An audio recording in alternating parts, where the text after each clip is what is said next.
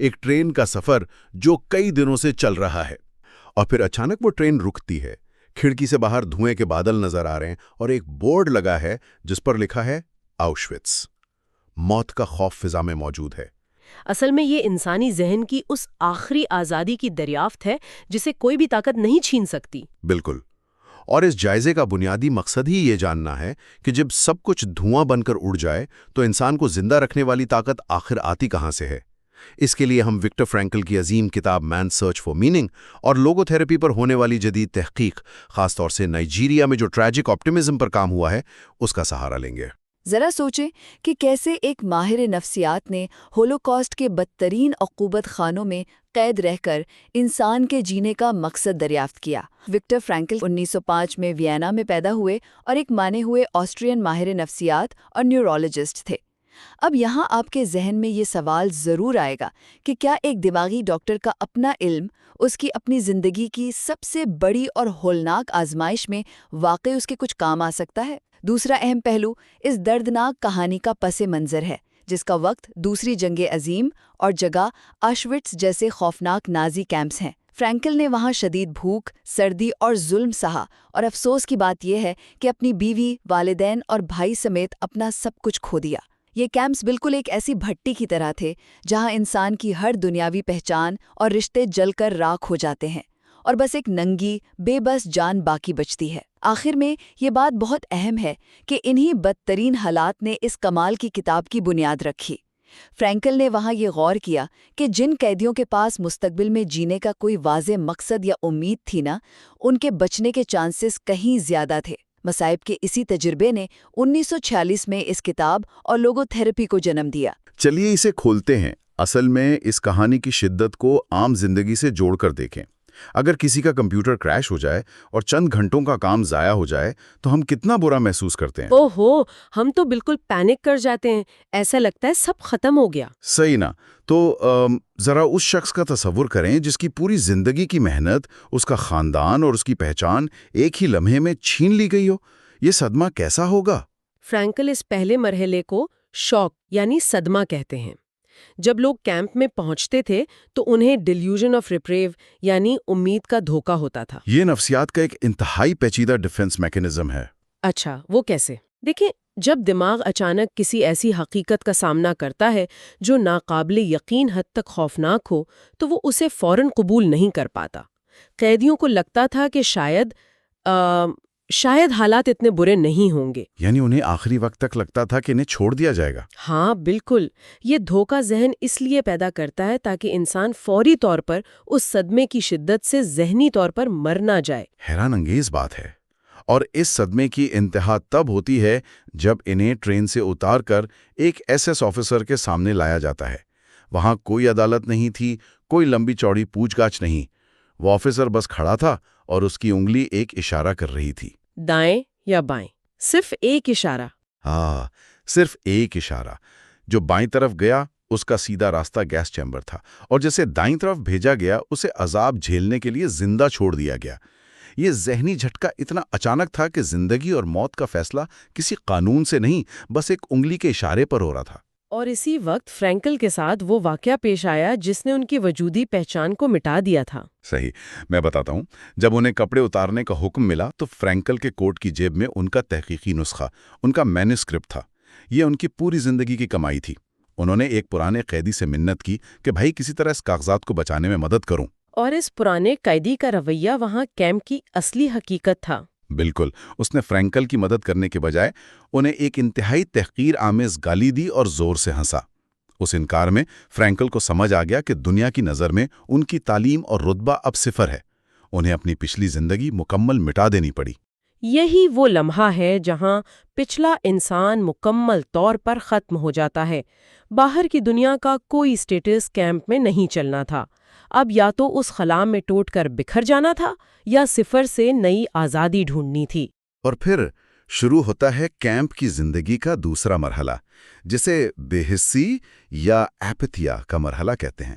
منظر کچھ ایسا ہے کہ برف سے جمی ہوئی زمین پر ٹھنڈ اور بھوک سے بری حالت میں لوگ قدالے چلا رہے ہیں۔ इस مرحلے میں قیدی جذباتی طور پر مر جاتے تھے۔ یہاں جو سب سے حیران کن بات ہے وہ یہ ہے کہ یہ ایپتھی دراصل کوئی بیماری نہیں تھی۔ واقعی؟ ایسا کیوں؟ کیونکہ اس خوفناک ماحول میں یہ ذہن کا ایک اور دفاعی نظام تھا۔ ذہن اپنے جذبات کے تمام بٹن بند کر دیتا تھا۔ اگر انسان اس درد کو ہر وقت محسوس کرتا تو وہ پاگل ہو جاتا۔ ان کی پوری توجہ صرف زندہ رہنے پر تھی کہ شام کو پتلا سا سوپ مل جائے۔ یعنی اگر کسی دوسرے قیدی کی موت ہو جائے تو انہیں دکھ نہیں ہوتا تھا؟ دکھ تو دور کی بات ہے، انہیں یہ خیال آتا تھا کہ اب اس مردے کے جوتے کون اتارے گا۔ یہ جذبات کا سن ہو جانا ہی انہیں پریکٹیکلی زندہ رکھ رہا تھا۔ لیکن یہاں ایک بڑا سوال پیدا ہوتا ہے۔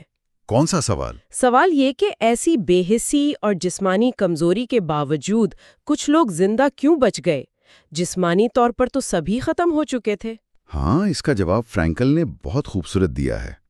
جو بچ گئے انہوں نے اس اندھیرے میں آنے والے کل کا کوئی مقصد ڈھونڈ لیا تھا، جیسے فرینکل نے خود اپنی بیوی کو ذہن میں زندہ رکھا۔ کراکائے کی ٹھنڈ میں جب وہ خندق کھود رہے تھے، موت سامنے تھی، تو وہ ذہن میں اپنی بیوی سے بات کر رہے تھے۔ حالانکہ انہیں معلوم بھی نہیں تھا کہ ان کی بیوی زندہ ہے یا نہیں۔ بالکل نہیں معلوم تھا، لیکن ان کا پیار اس بات سے ماورا تھا، اور اسی لمحے مٹی کے ڈھیر پر ایک چھوٹا سا پرندہ آ کر بیٹھا جو ان کے لیے محبت کی ایک عظیم علامت بن گیا۔ محبت کی یہ طاقت بتاتی ہے کہ جب باہر کی دنیا تباہ ہو چکی ہو تو اندر کی دنیا ہی واحد پناہ گاہ ہوتی ہے۔ ہاں، اور ایک اور چیز تھی جو اس ماحول میں عجیب لگتی ہے، لیکن انہوں نے اسے اپنا ہتھیار بنایا۔ وہ تھا مذاق، یعنی ہیومر۔ اوہو، وہ آپریشن تھیٹر والا واقعہ۔ صحیح پہچانا۔ فرینکل اور ان کے دوست نے وعدہ کیا تھا کہ وہ روزانہ آزادی کے بعد کے حالات پر ایک مذاقیہ کہانی سنائیں گے۔ کہتے تھے کہ سوچو، آزادی کے بعد ہم کسی آپریشن تھیٹر میں کھڑے ہیں اور کیمپ کی عادت کے مطابق چلائے جا رہے ہیں کہ جلدی کرو جلدی کرو۔ یہ مذاق نفسیات میں سیلف ڈیٹیچمنٹ کہلاتا ہے، یعنی اپنے حالات سے خود کو مینٹلی الگ کر لینا۔ یہ دکھ کے اوپر ذہنی برتری قائم کرنے کا طریقہ تھا کہ تم چاہے مجھے جتنی تکلیف دو، مسکرانے کی اختیار میرے پاس ہے۔ تو اس سب کا آخر کیا مطلب ہے؟ ان تجربات سے باہر آ کر فرینکل نے کیا نتیجہ نکالا؟ انہوں نے انسانی نفسیات کا ایک انقلابی نظریہ پیش کیا جسے لاگو تھراپی کہتے ہیں۔ اس نے پوری نفسیاتی دنیا میں ہلچل مچا دی۔ بالکل، اسے third Viennese school of psychotherapy کہا جاتا ہے۔ اصل میں اس نے پہلے والے نظریات کو چیلنج کیا، جیسے فرائڈ کہتا تھا کہ انسان ہمیشہ ول ٹو پلیجر، یعنی خوشی کی تلاش میں رہتا ہے۔ لیکن کیمپ میں تو کوئی خوشی نہیں تھی، وہاں تو لوگ زندہ تھے۔ یہی تو پوائنٹ ہے۔ ایڈلر کا نظریہ تھا کہ انسان طاقت کی تلاش یعنی ول ٹو پاور چاہتا ہے، لیکن فرینکل نے یہ سکھایا کہ انسان کی سب سے بنیادی ضرورت ول ٹو میننگ یعنی مقصد کی تلاش ہے۔ تو پھر یہ مقصد ڈھونڈا کیسے جائے؟ کیا اس کا کوئی خاص راستہ ہے؟ ہاں، فرینکل نے 3 بنیادی راستے بتائے ہیں۔ پہلا راستہ ہے کوئی کام یا عمل، جیسے فرینکل نے عزم کیا تھا کہ وہ اپنی کتاب کا مینوسکرپٹ دوبارہ لکھیں گے۔ دوسرا راستہ ہے محبت، یعنی دوسرے انسان کی روح کو سمجھنا اور اس سے جڑنا، جیسے انہوں نے اپنی بیوی کے ساتھ کیا۔ صحیح کہا۔ اور تیسرا راستہ سب سے اہم ہے، ناگزیر تکلیف کے دوران ہمارا رویہ۔ جب ہم حالات کو تبدیل نہیں کر سکتے تو ہمیں خود کو تبدیل کرنا پڑتا ہے۔ اسے سن کر مجھے اس بوڑھے ڈاکٹر کی کہانی یاد آ گئی جو اپنی بیوی کی وفات پر انتہائی غمگین تھا اور فرینکل کے پاس آیا تھا۔ وہ واقعہ لوگو تھراپی کی سب سے بہترین مثال ہے۔ فرینکل نے اسے سمجھایا نہیں بلکہ سوکریٹک ڈائیلاگ کیا۔ انہوں نے ڈاکٹر سے پوچھا کہ اگر آپ پہلے مر جاتے تو کیا ہوتا؟ تو ڈاکٹر نے آہ بھرتے ہوئے کہا تھا کہ میری بیوی کو یہ دکھ سہنا پڑتا اور وہ برداشت نہیں کر پاتی۔ ناقابل برداشت دکھ سے بچا لیا ہے۔ اب آپ جو عذاب سہ رہے ہیں یہ دراصل آپ کی بیوی کی قربانی ہے۔ اس ایک جملے نے اس دکھ کو ایک امید اور مقصد دے دیا۔ لیکن ٹھہریں، یہاں تھوڑا سا مسئلہ ہے۔ کیا یہ سب خود کو تسلی دینے کا ایک دھوکہ نہیں ہے؟ دھوکہ کیسے؟ میرا مطلب ہے دکھ تو وہی رہا نا۔ کیا بے معنی تکلیف کو زبردستی کوئی مقصد پہنانا دراصل حقیقت سے فرار نہیں ہے؟ میں بس یہ جاننا چاہتا ہوں کہ اچانک ہم اس دکھ کو قربانی کا نام دے دیں تو تکلیف ختم تو نہیں ہو جاتی؟ اچھا سوال ہے، لیکن نہیں، یہ فرار نہیں ہے۔ فرینکل اسے نویو ڈائنامکس کہتے ہیں۔ یہ پاسٹ اور فیوچر کے درمیان ایک ذہنی کشمکش ہے۔ لوگو تھراپی یہ نہیں کہتی کہ ٹینشن ختم کر دو یا دکھ کو بھول جاؤ۔ تو کیا کہتی ہے؟ وہ کہتی ہے کہ تکلیف اس وقت تک تکلیف رہتی ہے جب تک اسے کوئی مقصد نہ مل جائے۔ یہ انسانی روح کو بیدار کرنے کا عمل ہے، اسے جھٹلانے کا نہیں۔ اچھا، چلیے اس پورے نظریے کو آج کے حالات میں رکھ کر دیکھتے ہیں۔ آج ہم کنسنٹریشن کیمپ میں تو نہیں ہیں، لیکن ہمیں روزمرہ کی انگزائٹی، ملکی بحران، روزگار کے خاتمے اور پیاروں کی موت جیسے مسائل کا سامنا ہوتا ہے۔ ان حالات میں یہ باتیں کیسے لاگو ہوتی ہیں؟ اس کے لیے ہمیں نائجیریا میں ہونے والی ایک جدید تحقیق کو دیکھنا ہوگا۔ وہاں ریسرچرز نے 2 چیزوں کے درمیان فرق کو واضح کیا۔ ایک ہے ٹاکسک پازیٹیوٹی، یعنی زہریلی مثبت سوچ، جس میں لوگ دکھ کو چھپاتے ہیں اور کہتے ہیں سب ٹھیک ہو جائے گا۔ بالکل، اور دوسرا ہے ٹریجک آپٹمزم، یعنی المیہ امیدواری۔ وہاں حالات خراب ہیں، لوگ اقتصادی بدحالی کا شکار ہیں۔ تحقیق نے بتایا کہ ٹریجک ٹرائیڈ، یعنی درد، ندامت اور موت، ان 3 چیزوں کو قبول کرنا بہتر نفسیاتی صحت کا باعث بنتا ہے۔ اسے میں ایک عام تمثیل سے سمجھاتا ہوں۔ ٹاکسک پازیٹیوٹی ایسی ہے جیسے آپ کی گاڑی کے انجن سے بری آوازیں آ رہی ہیں اور انجن خراب ہو رہا ہے، لیکن آپ اس تکلیف سے بچنے کے لیے ریڈیو کا والیوم فل کر دیتے ہیں تاکہ انجن کی آواز دب جائے۔ صحیح، اور اندر ہی اندر گاڑی تباہ ہو رہی ہوتی ہے۔ جبکہ ٹریجک آپٹمزم اس تلخ حقیقت کو ماننا ہے کہ ہاں، انجن خراب ہے اور مسئلہ ہے، مگر پھر بھی منزل تک پہنچنے کے لیے انجن ٹھیک کرنے کا ایکشن لینا اور ارادہ کرنا۔ تکلیف سے بچنا یعنی اوائیڈنس نہیں، بلکہ اس کے اندر سے راستہ نکالنا۔ اسے نفسیات میں پیراڈاکسیکل انٹینشن بھی کہتے ہیں، خوف سے بھاگنے کے بجائے اس کا سامنا کرنا۔ یہ واقعی گہرا ہے۔ اچھا چلیے کہانی کو واپس اس تیسرے مرحلے پر لے آتے ہیں جہاں کیمپ آزاد ہوا، لبریشن فیس۔ عام طور پر لوگ سوچتے ہیں کہ آزادی ملی تو قیدیوں نے جشن منایا ہوگا، لیکن جب انہیں آزادی ملی تو انہوں نے خوشی محسوس ہی نہیں کی۔ ہاں، وہ جذباتی طور پر مکمل سن ہو چکے تھے۔ انہیں کھیت میں کھلتے ہوئے پھول اور یہ آزادی دونوں غیر حقیقی لگ رہے تھے۔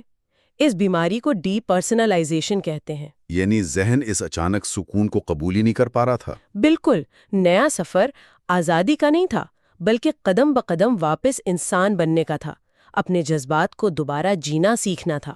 اس پورے تجربے سے نکل کر ہم سننے والوں کو فرینکل کے اس پیغام کے ساتھ سوچنے پر مجبور کرنا چاہتے ہیں۔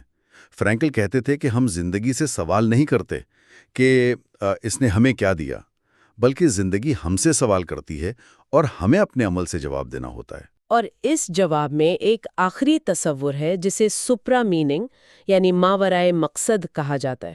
یہ سپرا میننگ اصل میں ہے کیا؟ دیکھیں، جیسے ایک جانور تجربہ گاہ میں ہونے والے درد کو نہیں سمجھ سکتا کہ اس پر ویکسین کی تحقیق ہو رہی ہے، اس کے لیے وہ انجیکشن صرف درد ہے، لیکن اس کا ایک بڑا مقصد انسانیت کو بچانا ہوتا ہے۔ اچھا، تو کیا یہ ممکن نہیں کہ ہماری عام زندگی کی ایسی تکالیف جن کا ہمیں اپنے محسوسات کی حد تک کوئی فائدہ یا مقصد نظر نہیں آتا، وہ بھی اس کائنات کی کسی ایسے سپرا میننگ کا حصہ ہوں جسے ہماری منطق ابھی سمجھنے سے قاصر ہے؟ اوہ واو، یہ سوچ تو واقعی ذہن کے بند دروازے کھول دیتی ہے۔ مطلب ہمارا ہر دکھ کسی عظیم تر مقصد کی کڑی ہو سکتا ہے۔ بالکل، یہی فرینکل کا آخری پیغام تھا۔ تو ان تمام حالات میں جب سب کچھ بدل رہا ہے اور چیزیں ہمارے اختیار سے باہر لگ رہی ہیں، یہی سوال باقی رہتا ہے، وہ کون سا مقصد ہے جو ان تلخ حالات میں بھی کسی کی روح کو آزاد اور مطمئن کر سکتا ہے؟ زندگی اپنا سوال پوچھ چکی ہے اور اب جواب ہمارے اپنے ہاتھ میں ہے۔